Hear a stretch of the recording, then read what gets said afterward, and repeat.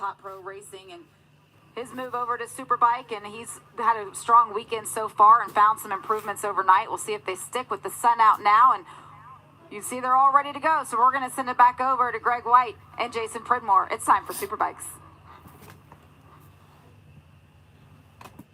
Steel Commander Superbike coverage is brought to you by Steel Commander Corps, a leading steel building manufacturer offering expertise, innovation, and a dedication to quality.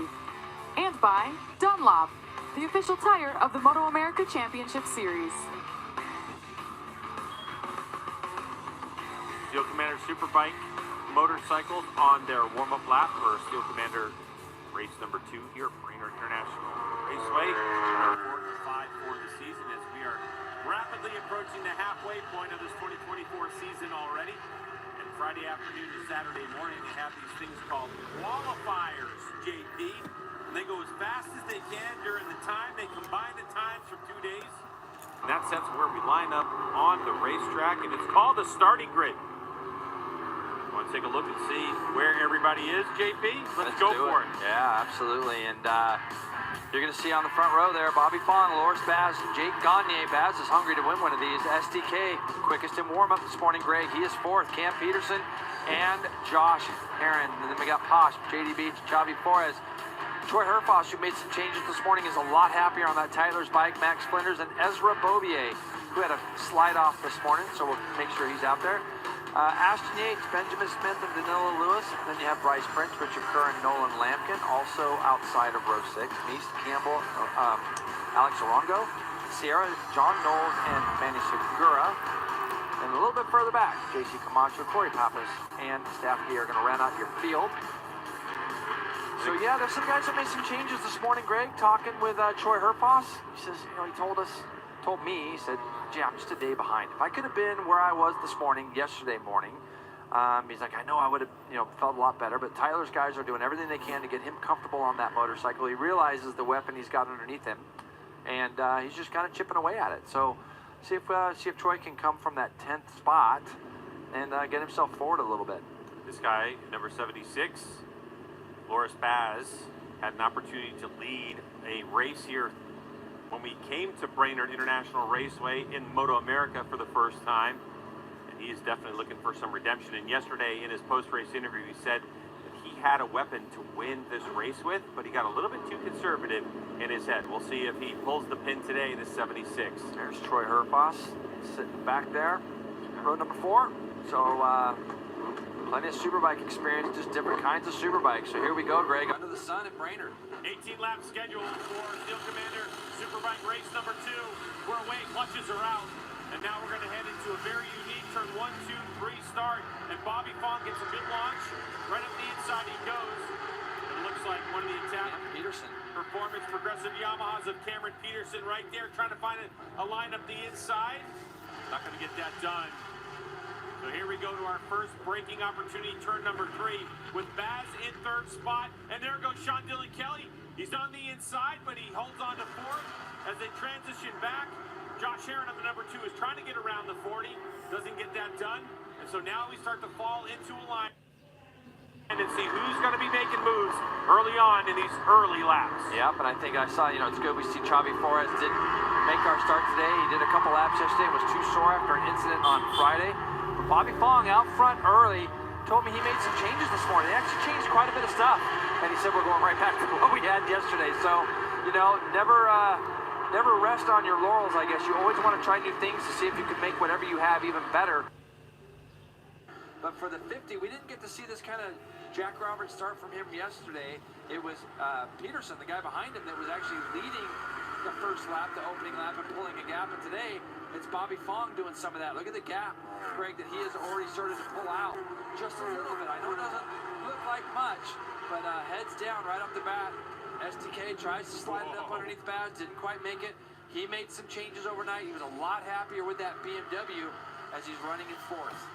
The big question now is, as the sun is out and starts to bake this racetrack, we haven't seen this kind of heat since Friday.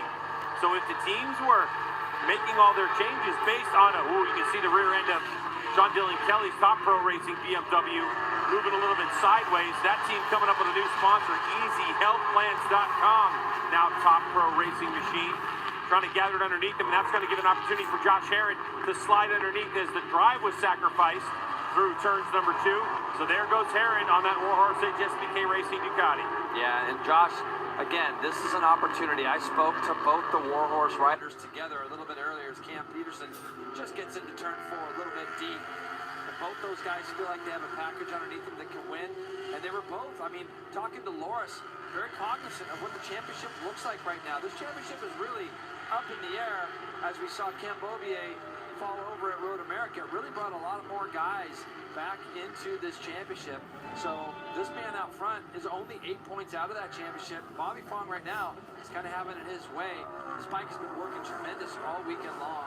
And so for Bobby, having that clear track in front of him for now is working out good. And of course, we know that the number 1 plate of Jake Gagne, who sits in 6th place, is not at 100% health either. For Jake Gagne, it's about that right hand, right forearm he's been struggling with as a move has been made, teammate to teammate. Josh Herron goes by his teammate Loris Baz. As Herron sees the top 2 starting to get away, he wants to give himself the best opportunity to try to win this race. But look at the scrap between 3rd place as Sean Dillon Kelly in the mix as well. Boy, those are 3 very fast motorcycles equipped with the latest in aerodynamic technology. You see the aero wings out of the front of the motorcycle creating downforce, and Sean Dillon Kelly is able to slide his way into 4th. Herron's the guy, though, that I think can pull this group forward. You see J.D. Beach just off the back of Loris Baz as well as he has gotten by. Here's the pass. Josh Herron straight lines it right from 12 to 13. Makes that pass as clean as you like on his teammate. Loris tried to cut it back up underneath him and actually had a little bit of a run, but it wasn't enough before they got to that turn 1. So, you know, for Herron, he'll be able to bring these guys back up. This morning, Greg, he was fast, he was confident. I heard him over the speakers giving an interview saying he went out on old tires this morning and was very happy with where he was. Hannah. JP, back to what you were saying about Fong at the beginning of the race, making Every journey is paved with risk, but falling, that's not the end. Real strength. some changes to that motorcycle. He told me they changed some clutch settings, they tried a shock.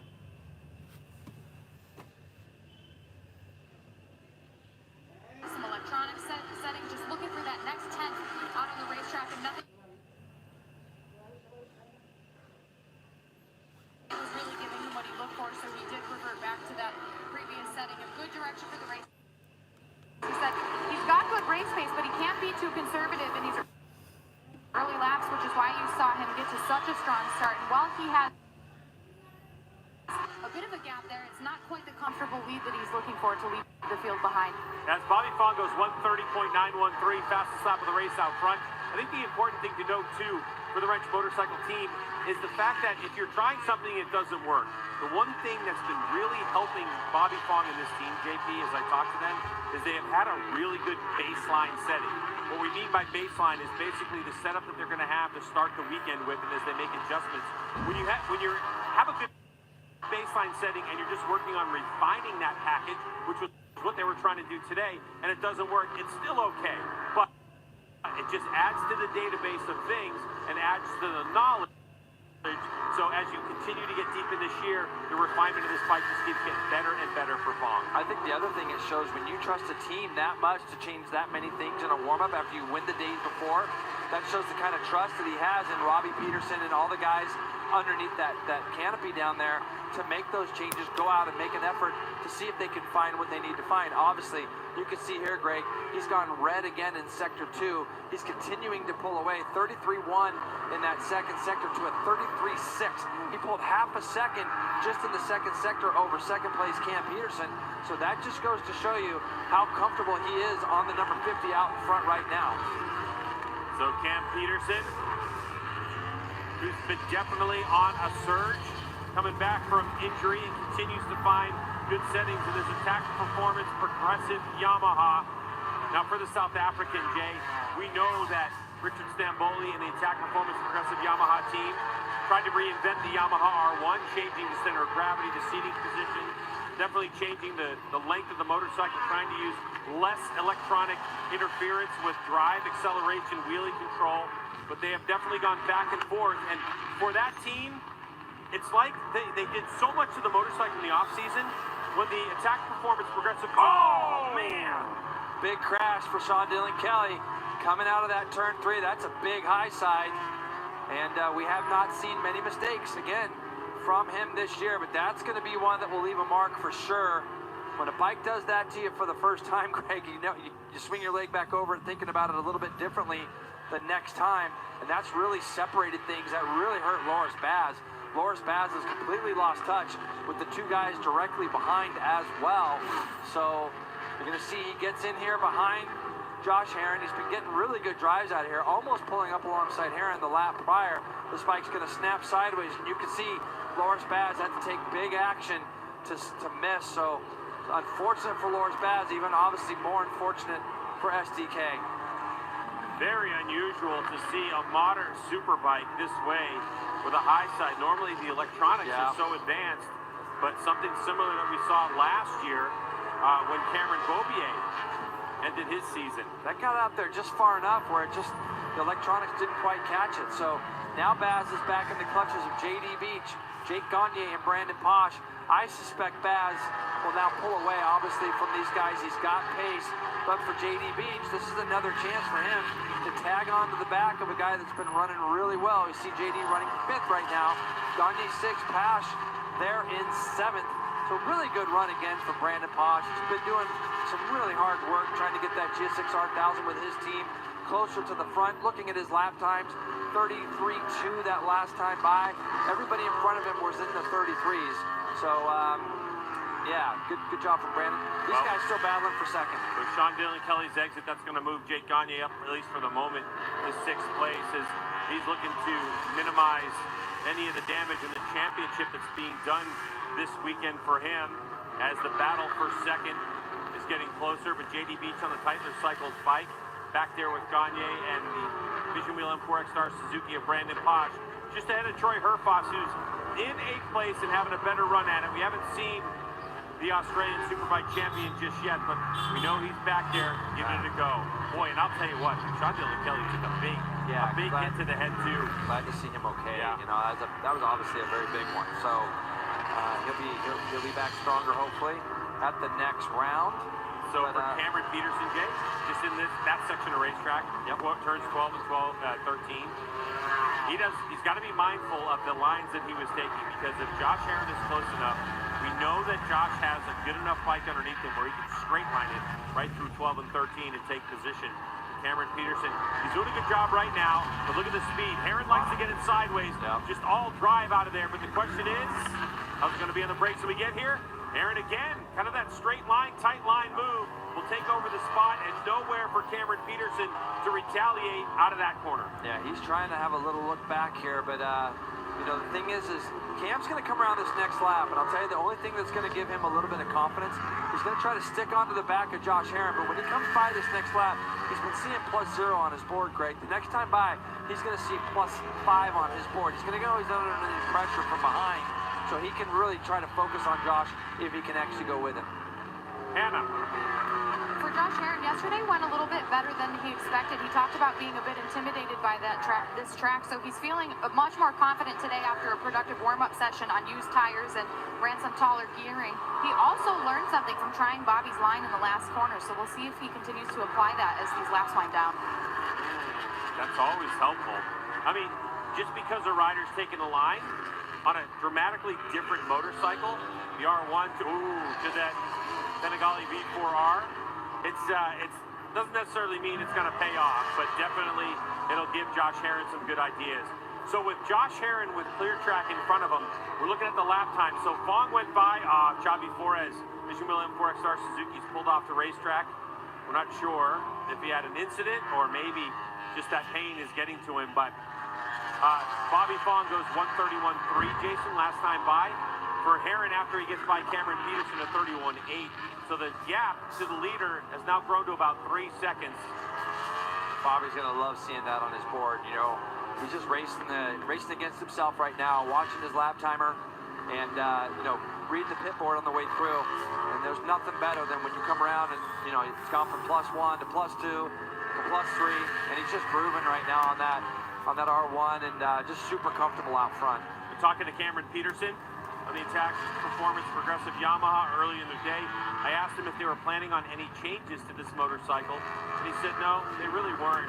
I think the question really, Jay, is in the changing conditions dramatically now with the sun baking the track, and what tire choice? What tire choices were made for each of these riders when they decided on which tire to go to? So obviously for Bobby Fong and his team, it's been absolutely perfect. Yeah, you can see when you start going through that list of who's on what tire and that kind of thing, Greg, where it really comes into play. Look at how good Herring can get into this right-hander. He's so good getting that bike from left to right. And for Bobby right now, he's building up a big enough gap where, regardless of what tire choice he's at, he's got it up to 3.5 seconds now. Still at 31.2, he was 0.7 quicker than Herring and Cam Peterson this last lap. And I'm trying to see where he's doing most of his damage, and it just is kind of everywhere. The first sector, he was some 0.3 quicker as he is this lap as well. So he's just kind of building that pace up everywhere over these guys. It's just a 10th here, 2/10 there. But it's enough for him to just continue to pull away. Do you think it's important at all if Cameron Peterson tries to throw a shot to Herring and take over second spot, or is this where he wants to be? Let Herring do the majority of the chasing of Bobby Fong, who's in first place. Well, I think at this point, both riders have kind of, I don't want to say conceded the idea, but they know Bobby's on a rail up in front. So now it's going to be a matter of, Cameron trying to improve his position, and then Josh trying to defend it. And I think Josh is not only one of the hardest guys to pass, but he's the guy that is going to fire right back at you if he gets that opportunity. The fight back is always there for him. But just have a look at this bike, Greg. It really doesn't move. It just kind of, everything Bobby does on it, if you look at the simplicity in which he rides, he doesn't hang off a lot. He doesn't do a lot of crazy things as far as body positions and stuff go. Just very, very, very simple. And the bike just looks super good. But yeah, getting back to these two guys, see a little different lines there as we talked about before. I think that, as a rider, Greg, let's see what it is at this time. I think Cam P lost a little. I think that line choice that he was taking was either a mistake or it was like, how am I going to try to drive on this Ducati at this point? But a little bit of a gap because 12 and 13 wasn't the cleanest for the 45. I mean, these guys are losing 0.7 a lap. Yeah. And so that's what I was going to ask you. Like, if you're Bobby Fong out front and your gap keeps growing and growing and growing now to 4.4, but Bobby's only going to see it when he comes. It's not start-finish line, but basically where the pit boards are between 11 and 12. But what you have to remember is that when you see that as a rider and you see that you're, if you go from, if they're giving him 0.1 seconds, it might just be +3 or +4. But if they're actually giving him +3.5 as it was 2 laps ago, and this time by it's going to be 4.3, he's going to look at the lap times that he's doing and go, okay, these guys are going half a second a lap slower. I can get this out to 5 seconds and back off by 2-3 tenths, half a second, and then I can, kind of bring this home. But then again, with Bobby, I think that the way he rides, I always feel like, especially on the Superbike as he's matured, he's always got a little bit in reserve. And right now, these lap times are coming very easy for him. I don't feel like he's having to over-push at all. Yeah, Bobby's very comfortable right now, and he had mentioned yesterday that he does look at his lap timer when he's in the middle of the race, and so that's a big tool in his toolbox. He's going to be able to manage that. Now, Jay, when you talk about pit boards, when you were racing, did your crew give you the actual split, or did your crew lie to you every now and then about what the actual split was? We have seen it over the years as we start to ratchet back to 5th place JD Beach. He's having a good run, and there's Brandon Posh in 6th place. Trying to get that top 5 is Brandon Posh. You heard him talk about that earlier, 6 yesterday. And for JD, these guys have kind of gotten broken away from Gagne, who we know, like you said, Greg, earlier, is obviously struggling. JD sideways, the old dirt tracker. You gonna answer my question? What did your crew do on your pit board? I had a pretty good discussion with anybody that was on my board. Like, try not to lie to me, because if I've got +3 and you're giving me +1, it might make me continue to push harder and make a mistake. So I think that information that you get from your pit person, whoever that is on your board, is pretty key. And it's just easier to just tell the truth on that one. Yeah, for you, definitely. But who knows? So JD Beach, Tyler Cycle, BMW M1000RR, teammates of Cameron Beaubier, who's not with us at this moment, this point in the season. And there's the number 1 plate of Jake Gagne. And Jay, to tell Jake Gagne's story right now is it's frustrating, it's heartbreaking at this point, as we know that for Jake Gagne, he's been struggling over the years with arm pump. So basically what happens is your forearm gets really, really firm and you lose some feeling in your hands. But at this point with our live points, as Gagne could lose this championship lead to Bobby Fong, things are very interesting right now for the number 1, Hannah. They are, and Greg, it's beyond just arm pump. He's had issues with that wrist in the past, and that entire right hand, that braking hand, is feeling numbness all around, and it's really frustrating for him because mentally he's still of sound mind. Physically, everywhere else, he knows that he's capable of doing this, and he certainly has the bike to do it. He's just unable to push the bike to its full capabilities. Yeah, it's a really frustrating thing. We spoke to him this morning, Hannah, and it's funny, Greg, he's won so many races, he's won so many championships. Keep support, guys, keep support. He's not actually do like, he's just got a problem when he rides. And like, comment, share, everyone. To figure out what it is. You got to look at Troy Herfoss here involve more with Max people. Flinders and Ashton Yates directly behind. So this is the top 10 right now. You see Flinders battling with Ashton, who had a really nice stock 1000 race earlier today. And for Ashton, the Honda is a new bike for him that he's gone back to. Subscribe the channel, guys. Saw him on the shiny BMW support the last channel. year. So this is a stock 1000 bike, and for Max Flinders, we see him doing double duty every weekend, don't we, Greg? On this Yamaha R1 Invite that your he's on. friends, He's, share your on friends. the Indian in the baggers class. Just behind them, Benjamin Smith, another one of our stock 1000 competitors who had another really good run for him as well. So so this is the battle just for that top 10. So Max Flinders on the Thrash Bike Racing Yamaha R1. That is the iconic yellow and black that if you've been a Moto America fan since the inception in 2015, you know the 88. And of course, in the Mission King of the Baggers class, Flinders has had 2 podium appearances. And the first one was at New Jersey last year, where it was very emotional. The deck is stacked a little bit taller for a guy like Flinders in this category. But looking at Ashton Yates, he's on the Jones Honda. That's a CBR 1000RR-RSP.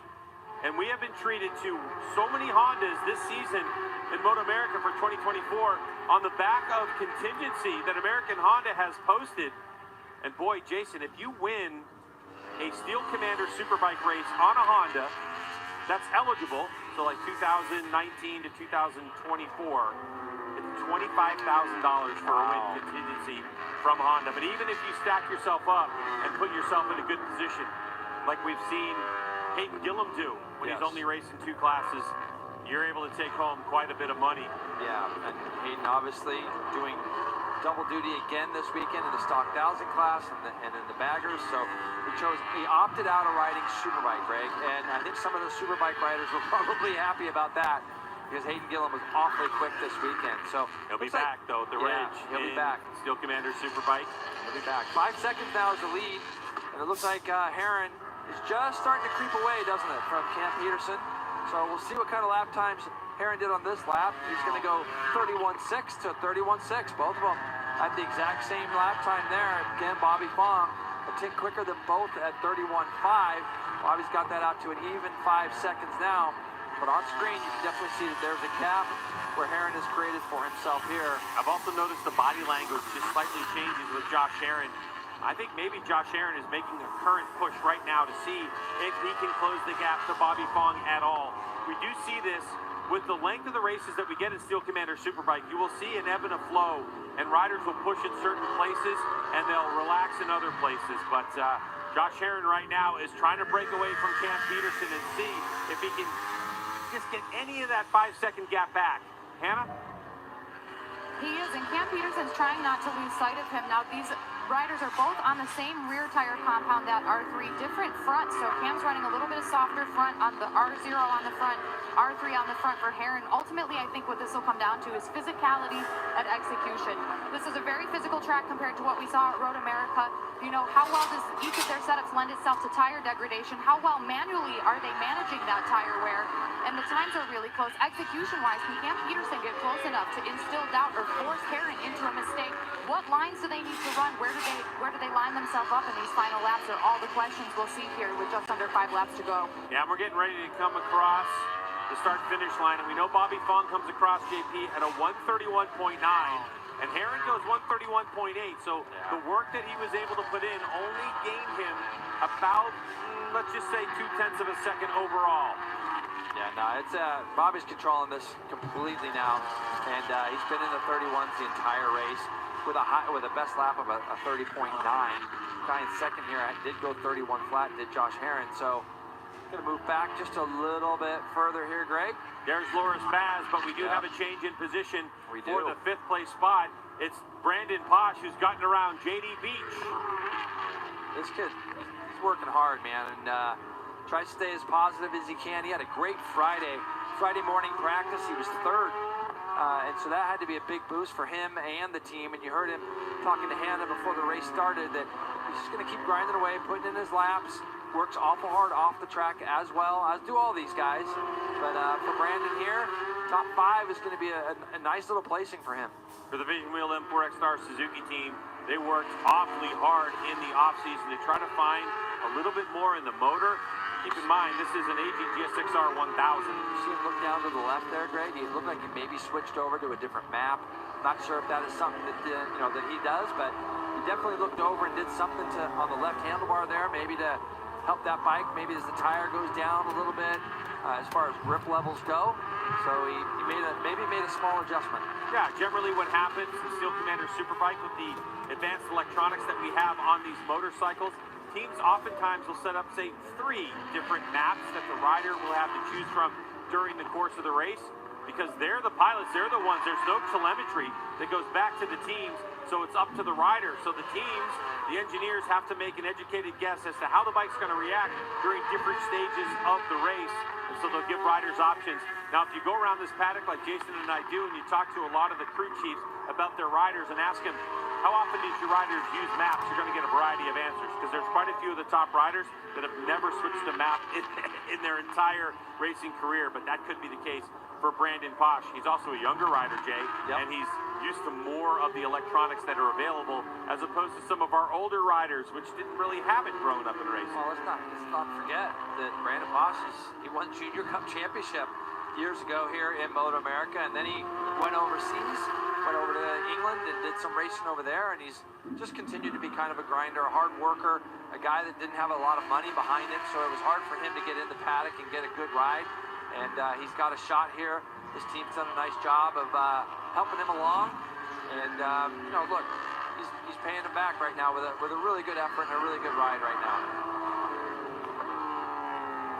And the thing with Posh that I talked to him before the last race we had at Road America, or during that Road America weekend, he was really baffled, Jay, as to, like, they would test and he would go absolutely ripping, and then they would come to the race and he would slow down, then they went to a test again and he was flying again, then he came to the racetrack, and so he was trying to figure out, how do I transform my mentality? And he's doing great in 5th. Now, Jay, here is Troy Herfoss, the 3-time Australian and reigning Australian Superbike champion.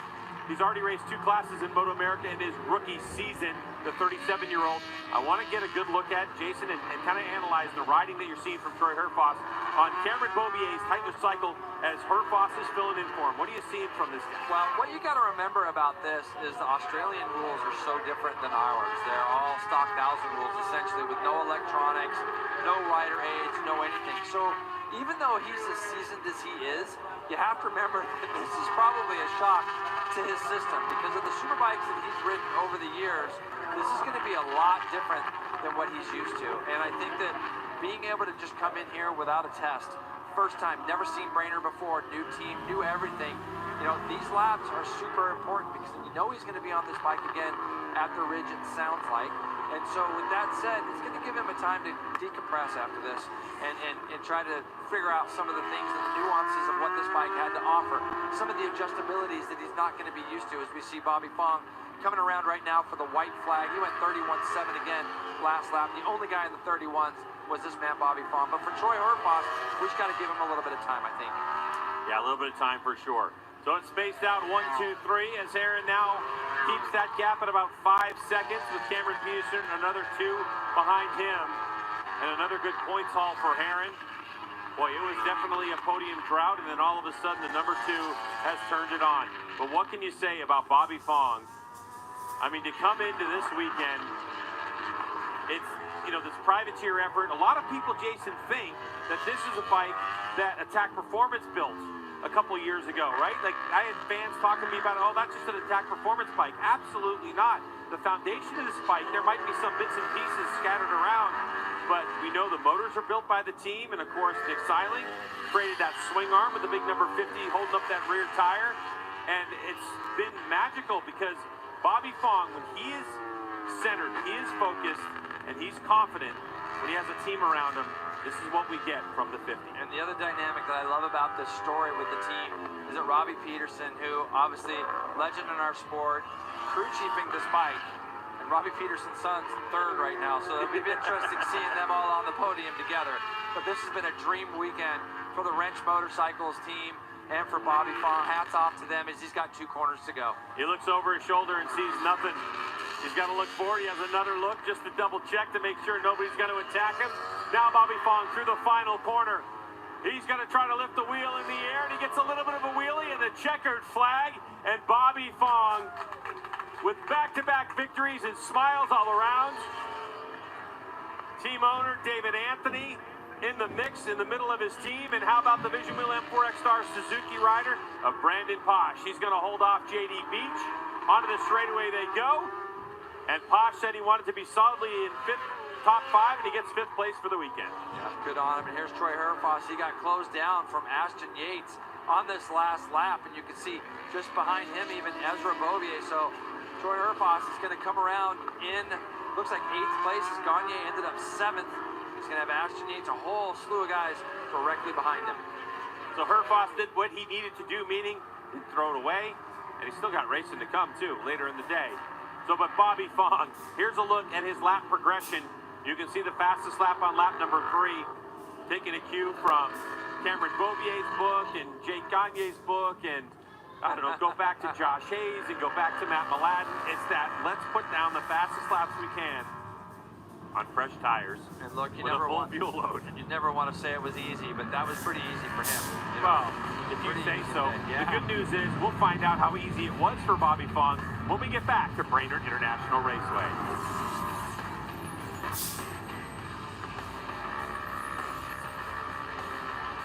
We'll continue with you live here on Moto America Live Plus. And Roger, as we were watching this race, you said it a couple of times, I just can't believe it. We now have Bobby Fong with a true privateer team behind him leading the Steel Commander Superbike Championship standings. Yeah, I can't believe it, but I love it at the same time. You know, Bobby, you see Sean Dillon Kelly there after his crash getting a ride back in, but for Bobby Fong, a guy that's been out of Superbike racing for a couple years, goes and gets a real job. A team that hasn't really did Superbike at this level, privateer team doing their own development, and then they're going to come into Moto America Superbike race when we've been talking all year, all the riders in Superbike, all the media, everybody, how stacked the class is this year, and then they come in at this race and do the double. I mean, it's just incredible. I love to see it because I like Bobby. He works hard, but I also love it because the Wrench Racing crew shows, you know, that you can build parts yourself. You can do it your own way, and you can go and be competitive at the highest class in Moto America. You see Robbie Peterson there giving Bobby Fong that hug, and Cam Peterson's dad, of course, and now he's going over to congratulate his son on his podium result as well as a great ride for Cameron Peterson. But as you see Bobby Fong, and you see how happy everybody is for him and just the camaraderie that exists down there. You know, it's really great to see. But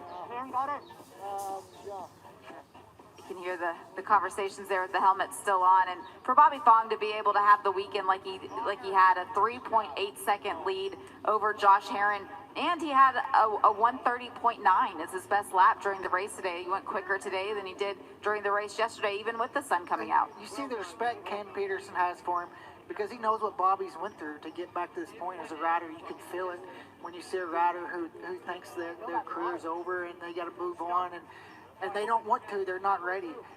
So I think you see that respect. But and Josh Herron did a great job today. I'm sure he wants to win. But it was a great points day. You know, come out and get 20 points at the end. Did what he had to do. Josh is going to want to fight for this championship. It rides like today. Yes, you want to win every race. But when you don't have it, take those 20 points and move on.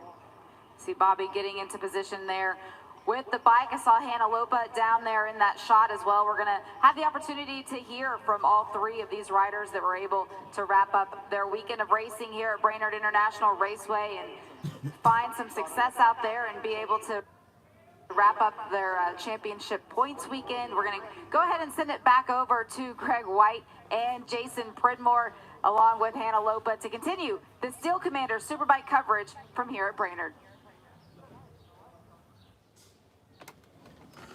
Steel Commander Superbike coverage is brought to you by Steel Commander Corps, a leading steel building manufacturer offering expertise, innovation, and a dedication to quality.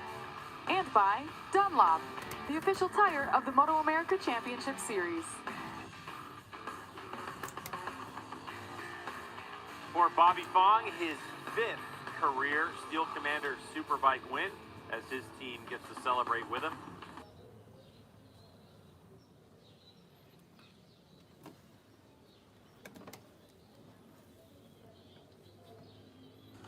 Let's take a look at those results because it certainly was a controlled race for Bobby Fong. 3.8 seconds over Josh Herron and Cameron Peterson. Couple seconds behind, and Loris Bass, Brandon Posh, JD Beach, Jake Gagne. Boy, it's going to be interesting with the points. But before we get to all that, let's get down to Hannah with Bobby. A 5th career Superbike victory for Bobby Fong, 2 of which took place right here this weekend. Bobby Fong has been singing his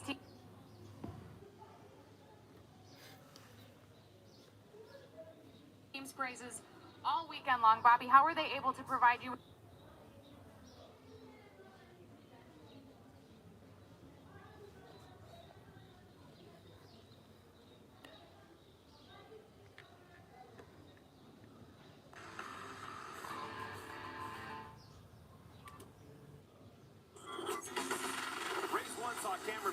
play a game of cat and mouse.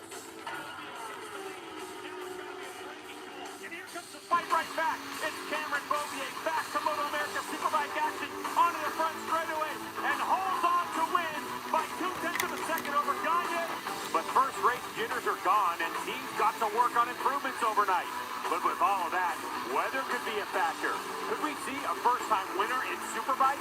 It's time to buckle up the helmets and get after it right now.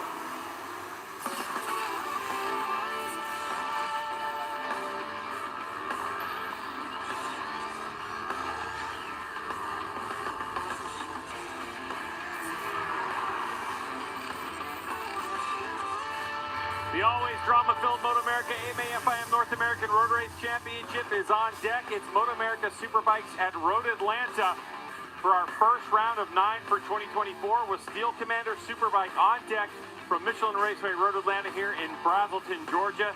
And riders are all set and ready to get after it. Hello, everyone, and welcome to the broadcast. Welcome to the broadcast booth. I'm Greg White, standing alongside 2-time national champ Jason Pridmore. Now, Jason, yesterday we had bright sunshine. It was hot. But today is a different day of racing. Yeah, as if yesterday didn't provide enough drama for us in race 1 here in Atlanta, as we're expecting that to be the case throughout the course of the year. Mother Nature overnight drenched this track. It's been wet all morning. It's been wet for all the warm-up sessions this morning. And this is going to be a tricky race. Well, let's take a look at what happened yesterday. If you didn't get to see it, it's race 1. Yeah, race 1 right off the bat. You see Josh Herron and Sean Dillon Kelly with Bobby Fong and Jake Gagne right behind. This was the move in the race, where Bobby Fong got in there deep into that last corner and just got up underneath Herron, put Herron into the gravel. Herron would have been on a charge though, but up in the front, it was these 3 guys here, Beaubier, Gagne, and Bobby Fong. trading paint, going back and forth. This was with about 2 laps to go. The definitive move was going to come down the back straightaway. That Tyler's BMW, as you can see them coming out of turn 7 here, was able to position himself to get through and get in front of Gagne, and he would out-drag the R1s of Gagne and Bobby Fong to the line. So for Cameron Beaubier, his 60th career win. But Jay, take a look at this. 2023 had 5 with 8 podiums, but since he got injured at the, kind of late in the season, it's been 245 days between races, 287 days between race wins. What a comeback for Cameron Beaubier. So very impressive. Well, the third member of our broadcast team, Hannah Loaf, is down on the grid, and it looks like the sun might be poking through the clouds, Hannah. The sun is really trying to make its way through the clouds. It's still sprinkling here a bit. I've got Sean Dylan Kelly with me making his Superbike debut this weekend. He's got his visor down to keep it from getting fogged up during the race. But Sean, first weekend out on the Superbike, how do you need to perform in this race in these conditions for the first weekend to have been a success? Oh, I don't think I need to do anything more than what we've been doing already. I think it's been a fantastic weekend. Really, really grateful to be starting on the front row right now, and I think yesterday was 19 laps of Spill on the podium, so I think I know what I want to do today. Best of luck out there, Sean. I want to chat with Bobby Fong quickly. We missed his podium interview yesterday because he had to hop on the bagger for that first race of the weekend. Bobby, what do you need to do in this race in order to make it a back-to-back podium weekend on the Superbike? Honestly, just be smart. Just try to be smooth, try to keep it consistent, and just ride my own race. I'm sure there's going to be a lot of battles going on, so I just got to worry about myself and just do my thing and do the best I can and move forward to Barber. These conditions certainly require a lot of focus from our riders, Greg. Yeah, and speaking about a lot, Bobby Fong is doing a lot throughout the weekend. We talked about it. He's got a job here at the racetrack, plus he's doing double duty. But for Bobby Fong and the rest of this field, Jason, they have got to contend with a drying 2.5-mile Michelin Raceway Road Atlanta. Yeah, it doesn't look drying by that puddle in your screen there, but it is going to be a tricky conditioned race as they're going to fire off down into turn 1 up that big steep hill, down through those fast S's that are also going to be very wet, Greg, from the grass and things like that. Through turn 7, down that back straightaway, down into turn 10. We've seen a lot of action already there just in today's races. Through turn 11, action there as well. Up over the top of the hill into a hard-braking turn 12. And, the thing is, Greg, that the track conditions during this race are going to change every single lap. It's not raining hardly at all at the moment. Maybe a tiny drizzle in certain spots, but the sun is starting to come out while the track is wet. Well, that's a good look at that, but how about this guy, Josh Herron, looking for some redemption from yesterday. He can be magic in these conditions as well. Keep an eye on the number 2 as we are 6 minutes from race start.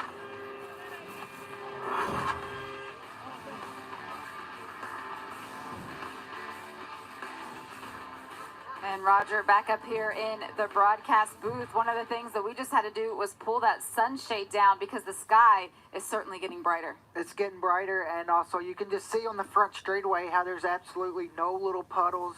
When these guys get going and getting these laps in, this track is gonna change so much, especially if the sun pops out anymore and it starts to get humid, the ground starts getting hot.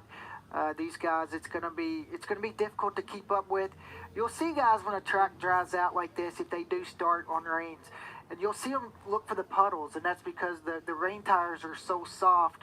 When the track starts to dry out, you can wear them out really quick. They can actually come apart. So you'll see these guys, if it really starts drying out, and you're wondering why they are going through the puddles. They're trying to keep the tires cool. We're being told that a lot of the water that's been standing on the track all day, it is starting to not be there anymore, and very few places left where you're going to find those puddles. And I think just turn 5, you know that there's going to be a little bit of a puddle there. That's where it's been all day. It's going to be hard for that to run off this quick. And then also turn 10, and these guys are going to use this warm-up lap when they get out there, and they're going to be able to see where these puddles are, and they're going to try to avoid them. They'll start the race still on the rain tires, so they're going to be okay when they do come across the puddles. But you can see right there, there's parts of the track where you can start to see the asphalt. We do have Lorette Nicole, who is still down there in the paddock and pit lane area, and she said that there is still a light rain in the air, but it certainly is nowhere near what we've seen all day. and for this race, just as long as it is, 16 laps, and that's the thing we talk about how mentally challenged it is for the rain. It's the same as it dries out as well, because the track is going to get faster each lap. Some laps it's going to get a couple seconds quicker, and whoever can adjust quickest is going to be the strongest. We saw Loris Baz there, some question marks about his right ankle, and he was hoping that it was going to stay wet for this race so it wouldn't be as physically demanding. Just a reminder, make sure you're signed up on Moto America Live Plus. It's going to be the only place to catch all of the action live, and you see the crews now moving away from the riders. They're going to go ahead and give the signal. 32 seconds left on that counting board right there at the track right. We're going to send it back to Greg and Jason. We're going to get things going. Steel Commander Superbike coverage is brought to you by Steel Commander Corps, a leading steel building manufacturer offering expertise, innovation, and a dedication to quality. And by Dunlop, the official tire of the Moto America Championship Series. We're back, Michelin Raceway Road, Atlanta, for Steel Commander Superbike race number 2 of the weekend, and our final Steel Commander Superbike race. And you can see the track is still wet, but Jay, let's take a look at the starting grid. It's Fong, Sean Dillon Kelly, and Heron on the front row. With Gagne, Beaubier, and Loris Bass. Good to see Loris made it to the grid today, Greg. Cam Peterson, J.D. Beach, and Hayden Gillum are on row 3. Brandon Posh, Max Flinders, and Benjamin Smith. A little further back, Nolan Lampkin, Ashton Yates, and Jason Waters, with Ezra Beaubier, Giannato, and Alex Orengo there on row number 6, and then William Posse, Danilo Lewis, Bobby Davis, and Manuel Segura. And absent from the grid is Vision Wheel M4 Star Suzuki's Richie Escalante, who had an incident after the checkered flag, and there was a press release that came out overnight, and here's what it says. Escalante was awake and alert after and able to move away from the crash site under his own power. Scans at the hospital revealed a left wrist fracture along with compression fractures in the L1, L2, and L4 in his back. He was held overnight at a local hospital, but has been released and will fly home to Mexico for further medical evaluation and treatment. So that's good to hear on Richie Escalante's front. I don't think, Jason, I'm not going to predict the future, but I don't see him coming back to Barber Motorsports Park, but hopefully we'll see Richie healthy and back in action as soon as we possibly can. Yeah, and it was an incident here on the front straightaway with Loris Baz. That's why I said I was happy to see Loris back out there. He had some problems this morning in his warm-up. So we didn't get to see him on the track much in warm-up, but he's back out there on that grid. All right, Jay, warm-up lap. How important is it right now for these riders? They've had a sighting lap, but still, the conditions seem to change quite a bit. I mean, when the riders went out initially, turn 1 was still puddly, and it looks dry, almost dry from our condition. So how important is this lap? A lot of these riders right now probably got done watching the race in front of them, which was our Super Sport race. The thing is, Greg, is that, again, this is going to change, and it's going to get dicey, and the reason for it is it's not as wet as it has been. They are on rain tires. They're going to go 16 laps. The sun's going to come out, and this place dries quickly. So you can expect tires moving around a ton in the last half of this race as dry lines start to appear, and these wet Dunlop tires start getting heat in them. But we'll tell you more about what that's like as the race goes on. But this is going to be a lot of strategy in this race, Greg, about track conditions and riders adapting. 16 laps scheduled for Steel Commander Superbike race number 2 as riders make their way into position. Someone at the back there looked like they were just out of position slightly, so we're waiting for a moment. Normally on a very warm day with cooling tires, this would be dramatically tense for riders, but we're good to go now. All right, so here we go. Upper left part of your screen, you're going to see those red lights come into action. And when they're off, we're away racing. So now reds are up. Here we go. It looks like the front row got a good launch. The number 2, though, of Josh Heron on that Warhorse SBK Racing Ducati got a good launch, but it's the number 1 Attack Performance Yamaha of Jake Gagne, who will lead us up the hill to turn number 2. Yeah, and this is where it gets tricky. You want to just try to get kind of single file up here. There's not a lot of room. You don't want to get yourself left hung out to dry in this spot, because that grass is going to be slippery along with that red clay. One guy that didn't get a good start was Cameron Beaubier. I saw Ashton Yates actually in front of Beaubier as they head through that first 2 and 3 section. At the front, though, it's Gagne over SDK. So Sean Dillon Kelly, straight from Europe, comes here and slots himself into second. And the guy who was quick this morning is in third, J.D. Beach. J.D. Beach running third on that Tyler's BMW, and he kept on setting faster and faster times this morning, Greg, in the wet. So for JD Beach, we've seen him win in these conditions before, and he's put himself into third place right off the bat. There's Josh Aaron, the number 2 in 4th place. But here we go, our first time down the back straightaway. Hey, that's a Honda in 5th. I think that's Hayden Gillum, isn't it? Or no, that's Ashton Yates. Ashton Yates is doing a tremendous job, I believe, on a stock 1000 bike. Ashton Yates has got himself into 5th, looking up underneath Heron here. So you got Heron, and look at Hayden Gillum's in deep. Oh, yeah, boy. Hayden went into there a little bit deep. He gets it saved. He gets it back on track. So Gillum was in there deep and slotted himself between Beaubier and another rider. So yeah, Ashton Yates coming from 14th. What a start from Ashton Yates. I would have loved to have seen his first couple turns for sure. That's the Honda CBR 1000 RR-R. And Ashton Yates in 5th place. So it's Gagne, who's having his way at the moment, early days. But Sean Dillon Kelly, here's another look at what happened going into turn 10. It's the worst place to be where Gillum was, but he knew how to kind of break his way through that little gap. We saw Heron do that a couple of years ago. Yeah, I was going to say that. That was one where Heron had separated patch, remember? Yeah, when he came around. But yeah, there's been a change in position as JD Beach moves himself into 2nd place ahead of Sean Dillon Kelly. So both those riders on the BMW. And Ashton Yates, the local rider from Georgia. His father, Aaron Yates, for those old-timey road race fans. He's worked his way into 4th place on what is basically a stock 1000 machine. But Ashton Yates having a good run right now on that Honda. Impressive work from the 27, the Jones Honda CBR 1000 RR-R. Yeah, this kid works really hard. He's one of my favorite guys to kind of follow on Instagram because I see Cam Beaubier back there has got through Heron. But all the time, Ashton's doing something to keep himself ready and fit for these races. And it's just nice. Hey, Greg, we got a Honda in the top 5, and I like seeing that as well.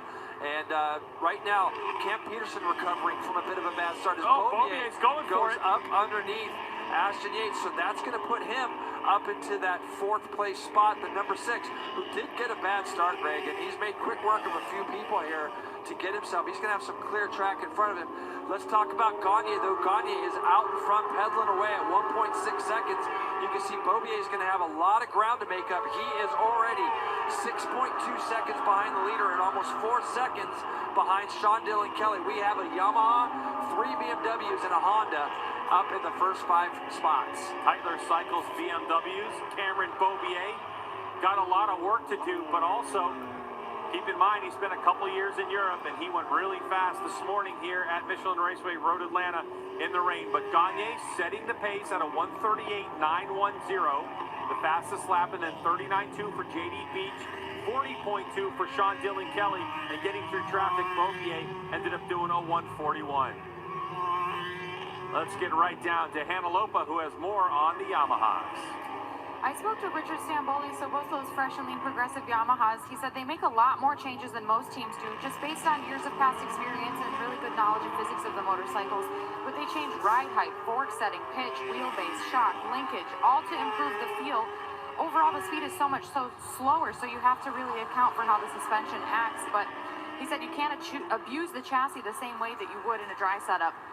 Yeah, and unfortunately, abusing the traction level available is Ashton Yates. And what could have been a storied finish for him, unfortunately, he goes down. Yeah, it's going to be turn 5, so he's probably going to lose the front on his way into 5. But, you know, the report that Hannah just gave, it impresses me because the TAC Performance, they leave nothing uncovered, Craig. They are going to literally try everything and give their riders the best opportunity at all times.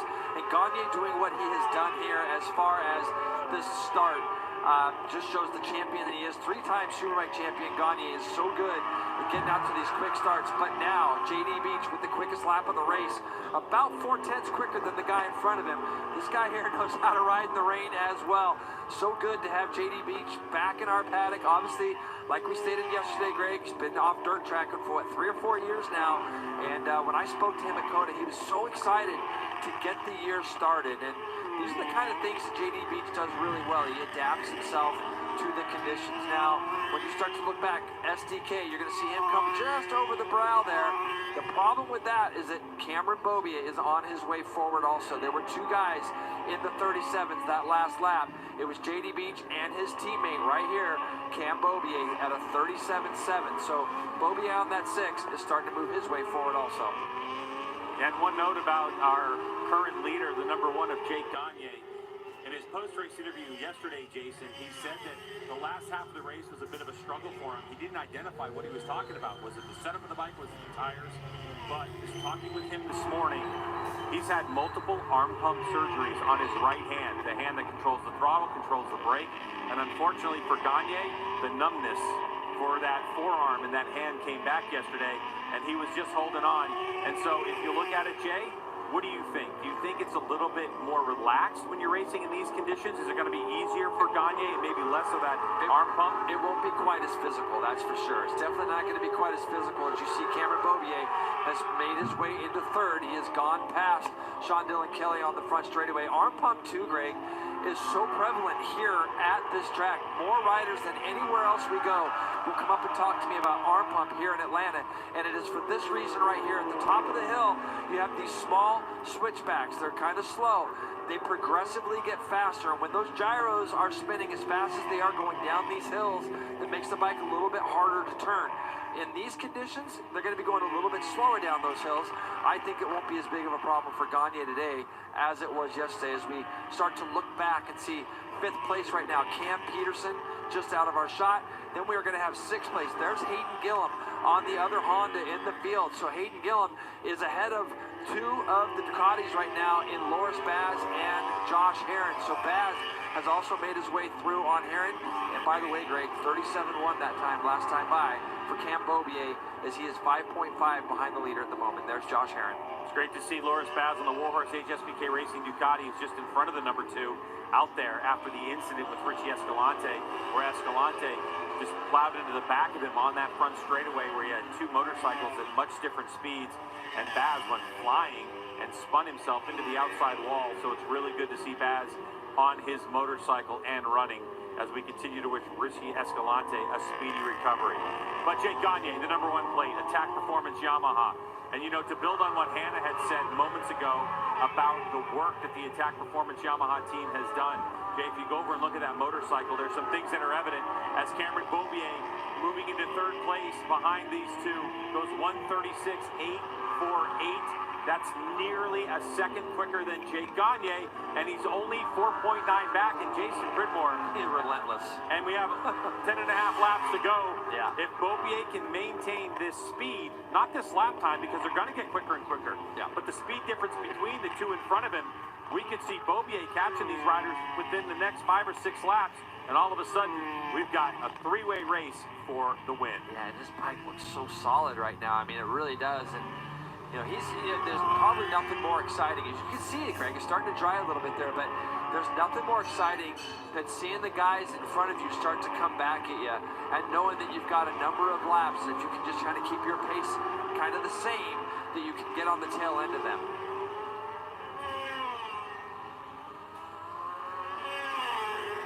And Jason, for Cameron Beaubier, his first session on this bike in the rain was this morning. It was dry all last season for him. As you recall, he missed New Jersey due to injury. And there's a really difference in these 2 bikes out front. For Cameron Beaubier, nothing too crazy, really basic rain setup. A little bit more aggressive on the TC map and open up some engine braking, soften the suspension overall. You know, the things we hear from everyone. So just trying to really simplify things and stay focused.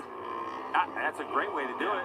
Keep it simple. Yeah, keep it simple. This guy's got so much experience. And yeah, the fact that it was his first time he rode the bike, he's going to have enough of an idea of what his bike feels like. And it's really just a matter of seeing how things are coming through your eyes and the bike feeling underneath you. And look at this bike, Greg. It's just literally not moving. It looks like it's just set up perfect for him.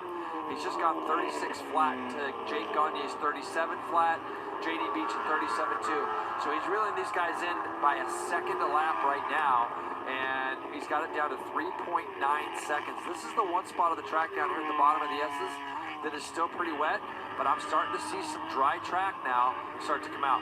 That's an important part, because if there is a dry line that's going to start forming, you want to find those patches to keep the tires a little bit cool. Yeah, keep them cool, exactly right. You can see all through here, it's starting to dry on that run from turn 5 down to turn 6 and through turn 6. 6 is a very cambered right-hand corner there, and that will dry off very quickly indeed.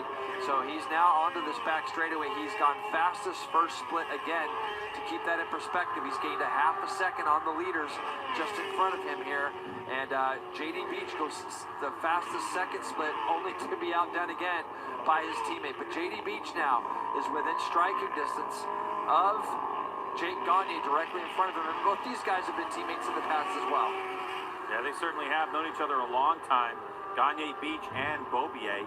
I mean, we're going back to Red Bull Rookies Cup MotoGP style. Yep. We're all the way back in 2008. JD Beach won that world championship. There's Gagne's clipboard. I was interested to see, Jason, what they were going to tell him. And it's very basic. He's P1, and they're telling him the distance between himself and the person behind him. It said 0.9, but that's unfortunately a little inaccurate as JD Beach continues to push the pace. Now for Gagne, he went 1/10 off his fastest, but he didn't go as fastest. JD Beach did at a 36.1. That was a second quicker. But behind him, Beaubier goes 35.5. So he gains at least 0.6 of a second on JD Beach, and he gains a 1.5 seconds on Jake Gagne the last lap by. Yeah, and it's right now, you just kind of see what's going on here. And if these two engage at all, Beaubier is right on the back of both of them. So it's nice and dry as they get through this little spot here. And to your point, Greg, what that does is that's going to heat up the tires where the dry is. And so there's still enough wet patches out there to cool the tires off. But even out of here right now, it's getting dry. And let's see if JD Beach can draft up to the back of that R1 and get by him as they head down towards turn 10. Ooh, and you can see the softer setup on JD's motorcycle when he's in the draft of that Yamaha, that BMW started to move around quite a bit on that back straightaway. Really controlled there. I thought JD was going to think about going down the inside. That was almost like a little bit of a test run. Yeah, seeing, sure. okay, I got an idea of what Jake's doing now on the brakes as they come into turn 10. Next lap, if he gets that same kind of run on the back straightaway, expect him to try to make that pass down there. Coming across the stripe now, it's going to be 8 laps to go. Cameron Beaubier continues to close the gap, but this time not as big of a chunk. He goes 36 flat, so now the gap is down to 1.2 seconds. It was 1.8 the lap before, so Beaubier still making inroads as we have JD Beach locked onto the exhaust pipe of Jake Gagne, as now it's becoming a three-way battle as Sean Dillon Kelly 13 seconds back from Gagne in 4th with Cameron Peterson, Hayden Gillum in 6th, Loris Baz 7th, Josh Aaron loses a position. Oh, it looks like Josh Aaron falling down the leaderboard. So Posh goes to 8th on that Vision Wheel M4X Star Suzuki. Nolan Lampkin in the top 10 Doing in a great 9th. job there in 9th, isn't he? Sure is. Yeah, I saw Heron on the front straightaway here gesturing at something, so not sure if he's had a problem, so we'll keep an eye on him as this lead battle continues to get tighter at the front between these three riders. Beaubier is almost there now. Now, JD's a little bit closer this time, Greg, as they come out of that turn 7. You should be able to sniff the draft here. This is going to be Heron coming out of turn last corner. He's got some sort of problem. Looks like the bike's cutting in and out. You can definitely see that. Yeah, so for Heron, another frustrating day at the office as a pass for the lead. JD Beach off the back straightaway is going to take over the spot from the number 1 Jake Gagne. All the while, there's Beaubier within striking distance as well. Now the question is, does Gagne have anything left in the tank? As JD Beach starts to set sail, coming across the line, we're going to see lap times as Beaubier goes fastest lap of the race at a 35.4 to a 35.9 for JD Beach and a 36.4 for Jake Gagne. So now the margin at the start-finish line, Jay, was 0.3 of a second to Gagne and 0.6 of a second to Beaubier. Yeah, and it's hard. It is actually hard. Whoa, Gagne JD Beach just gets a little just loose lost there, didn't it. he? Yeah. A little loose. It's hard being the guy leading, you know, because now he's going to see JD come by him and try to run the same pace. Gagne will try to go with him, but the bigger problem is the number 6. He's already proven that he can run the pace. I mean, every time he's come by in the last 5 or 6 laps, with the exception of 1 lap, he's been red on our screen, which is fastest lap of the race. So JD also that time in the 35s, like you said, but still half a second slower than this man. Yeah, but with this drying track and 6.5 laps to go, you got to be thinking about tire wear. And listen, the riders will let us know what those tires are doing, because if you start seeing them dodging the puddle, see that puddle on the inside? Yeah. If they were desperate to cool those tires down, they might even move over and try to get a little bit of that water. So it hasn't been, look how loose JD's bike is. It's just soft, like you said. It's just soft. It's no big deal. JD likes it wiggling, no problem. But yeah, it's just moving around quite a bit. It's a function of the rain setup that Hannah was talking about earlier. Yeah, and then you see those big puddles or rivers that go across the track like that. Even if the track dries, you got to be pretty careful going through there. But right now, we got our top three all tied up together here. Let's see where the lap times are now, because that's where you'll start to see some of the degradation of the tires. And Cameron Bobby, it looks like he's trying to do something with Jake Gagne as they head down into turn one. He's not quite close enough. Gagne does a good job there of holding him back. We're starting to see a few of our tailenders see JD get loose right in the middle. So that's going to be over there, going over those yellow lines as well, Greg. Those yellow lines are going to be slippery also. JD had about almost half a second that time through on Gagne, but now you can see what happens. This is a horrible place to catch, guys. And look at Gagne. He chooses the right way to go. JD kind of got hung out. Jake Gagne with a great line choice coming down the hill, goes to the inside of those back markers, and all of a sudden finds himself with about a 1.5 second lead. Wow. That was just the perfect place to be. Normally, you like to be the lead bike going through the traffic. It didn't work for the 95 of JD Beach, who's coming back to racing. That might have been one of those things like, oh yeah, that's right. Just a judgment call. But that means that Cameron Beaubier is in second spot.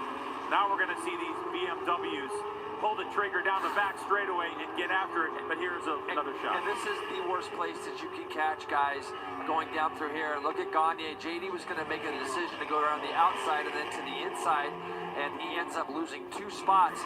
One to Gagne, one to his teammate. And like I said, he gets back past Cameron Beaubier as they get down here into turn 10. JD Beach makes that pass nice and clean. Let's see if he can get that bike squared up and not let Cameron go back by. Cameron's going to have a look down the inside. It's not going to be close enough. So Gagne, with 5 to go, is going to be finding himself back in the front. There's nobody in front of these guys now. So we should see a few laps of good, solid, hard racing here without anybody in front of them.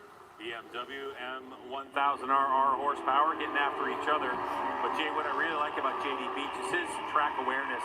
He is so hard on that brake lever down into 10. And as soon as that water comes up, he's just releasing the lever and rolling through it. And it's really impressive to see this from the 95 of JD Beach. But you see what it's kind of done to Gagne here. He realized that once JD went by that there might still be a little bit extra pace in the track and in himself. And he's really not allowed that gap to come down after he's made that pass up in the turn 4 area. He's up to 0.8 of a second out in front, so he's trying to stretch it. And I think without question, Greg, he has stretched it. He's gone 0.6 quicker in this first split. So that's going to put him out there about 1.4 seconds in front of the guys behind him now. So Gagne really did get the hurry up when Beach went past him. And look, you can't get the superior drive on these tires that you can get on slicks coming off of turn 7 down the back straightaway, and these motorcycles still going close to 180 miles an hour, peaking down the back straightaway for these BMW M1000RRs that Tyler Cycles has put together. So Gagne down into turn 10. We're going to get a look at that gap as JD Beach really closing that gap through the little stream across 10A. And I haven't really seen these riders looking for water yet, Jay, and there isn't a lot of places to find it. No, there isn't. They were about 0.4 quicker in that second split, so the gap was 0.6 after the first. Gagne's favor. He loses 0.2 or 0.4 in the second split. They come across the line. The lap times are very similar. It's almost a second, though. It's 0.9 of a second. I also find it interesting right now that Cam Beaubier, that JD again in turn 1. That's the second time in turn 1 that that's happened to JD, and Cameron's going to be able to go past him this time. I was just going to say, I don't think that Cameron's been in a big hurry to get past his teammate, and it was just a little mistake there by JD Beach in turn 1 that allowed Beaubier to do something with him going up the hill. Now we'll see if Beaubier's got something for him. JD down. And boy, that happened to Jake Gagne just moments before, where the rear end of the motorcycle went completely sideways, but Gagne able to save it. JD stayed in the gas, and it doesn't work out for him. Love this guy, man. He's got so much heart. Yep. He's got that bike upright already. Look at him. He just wants to get this bike started again. And he's got it going, Greg. He's going to get this thing turned around. The gap that he had was, the gap that these guys had was 20 seconds on Cam Peterson. So I'm assuming that Cam probably maybe went through. I'm not sure. I mean, but look at that. Guy falls down at well over 100 miles an hour, runs his bike. Watch this puddle. It's going to send the Tyler's BMW sideways. He's on his head sliding backwards. Bike's going a completely different direction. And this guy's already thinking about getting up and running to his bike, Greg, because every point this year we know is going to count in our Moto America Championship. And he's going to get some good points today, even though this puddle caught him out. That is a fast and scary crash. And of course, for Cameron Beaubier, he saw Gagne go through that puddle, that tight, go sideways, and he gave himself a little bit of room where JD Beach went right over it. So for Cameron Beaubier, that last lap, he just goes 135 flat, and now is only a half a second behind Jake Gagne. Look at this guy. He got it back up, Greg. He lost 2 spots. He lost a spot to Cam Peterson, and he lost a spot to SDK. So that's going to promote Cam Peterson on the other Ataki Yamaha R1 up to 3rd. Sean Dillon Kelly 4th, JD Beach 5th, and look at these guys now. They're getting closer and closer together. We are about 2.5 laps away from the finish of this race, and it almost feels a little bit like yesterday, doesn't it? Cam Beaubier has done the work to get there. He's going to be patient and then see if he can pull the trigger on that Tyler's BMW on the last lap again. Gagne just keeps going through that puddle in the S's, and the rear end of that bike breaking loose, and boy, Cameron Beaubier is having none of that. He doesn't want that rear end to break free. So now we're at 2.5 laps to go in this drama-filled Steel Commander Superbike race number 2. It's your number 1 plate, Jake Gagne, your 3-time national champ, going against number 6, Cameron Beaubier, your 5-time national champ. Since the beginning of Moto America, there's only been one other rider that's won in Steel Commander Superbike in the national championships. That was Tony Elias back in 2017. So these 2 heavy hitters have all those championships, 8 of them between them. Who's going to win this battle? But look how dry the track is. I mean, in a lot of spots now. Out of here, we got a dry line all the way down that front straightaway. That's just putting heat in these tires as Beaubier is right in behind Gagne as they head down into turn 1. Now, we have a small stream going across turn 1 here. You got to be careful right in that area there. Now it's the acceleration up this hill. You see some more puddles, and then we're getting into this spot, Greg, where you keep noticing Gagne at the bottom of the hill goes through this big puddle on the bottom. That's the one that caught JD out. Yeah, this is the section right now. We're going to see if Gagne adjusts his line after getting big rear end warnings for a couple in a row. Looked like he did a little bit. Didn't he? Yes. Yeah, for sure. And even Beaubier was a little bit wider.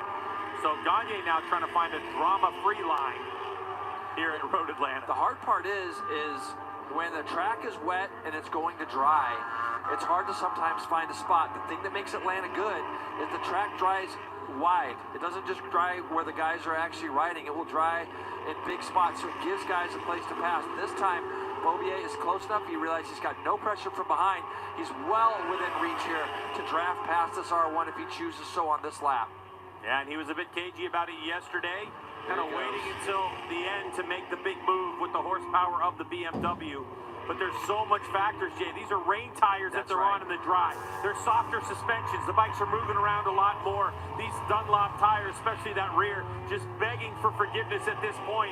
And now they're going to come down to 1 lap to go. Could lap traffic make a difference? Maybe. I think they've got 1 or 2 guys directly in front of them. They're up the road a little bit. The problem is that they're going through the kink at the top of the back straightaway on rain tires on a wet to drying track at 170 plus mile an hour, Greg. So there is a lot going on, and then you've got to try to commit to making a pass going down into turn 10, knowing that there's a puddle going across the track.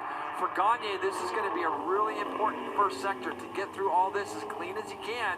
He would love to be able to open up a tiny gap on Beaubier, but I just don't think Beaubier is going to let him do it. I think Beaubier's got something in his back pocket, and that's the long straightaway speed of the BMW. So they make it through that sector, and now we're going through turn 5 and up the hill, and Gagne did not keep that one as tidy as he would like it by any stretch. Now Beaubier is going to close right in on him into turn number 6. No move needed here. All Beaubier needs to do to use the draft and pass maneuver is be nice and close at the exit of this corner, turn number 7.